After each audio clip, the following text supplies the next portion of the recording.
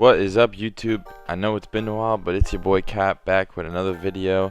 Today, I wanted to show you guys something a little different. I'm trying to go something not so competitive, but also kind of everyone in 2K can use. Basically, I'm just going to go over when you're playing your friends online, you're playing Play Now, whatever it is, the settings that you should be using, okay?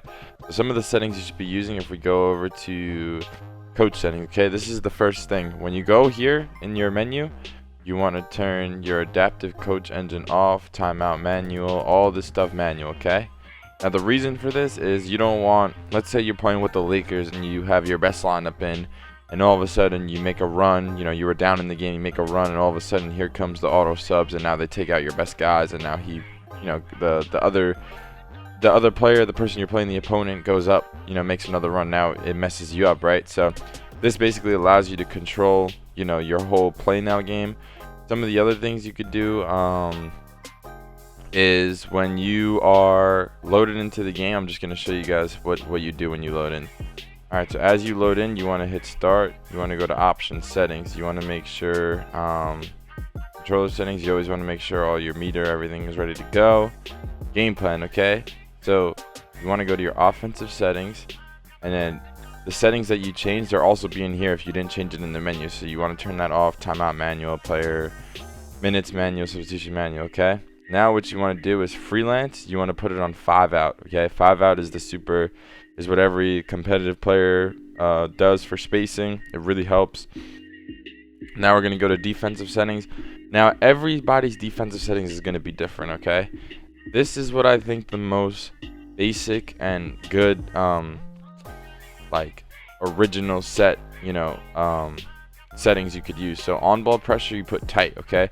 When you put on smothered, they overplay sometimes, so when you're playing someone good, it just allows them to rim run. Tight is like in the middle. It makes them tough whether they want to shoot or if they want to go to the rim. You could kind of play both, okay?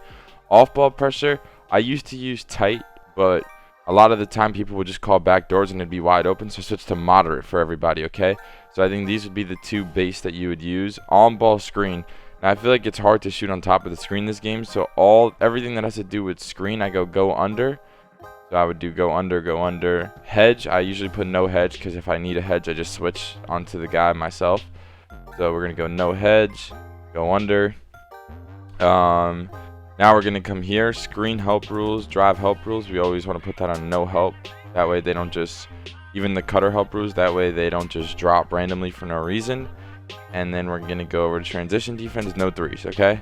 That way when they're on the break, let's say they get a steal, whatever, you try to push them off the 3-point line.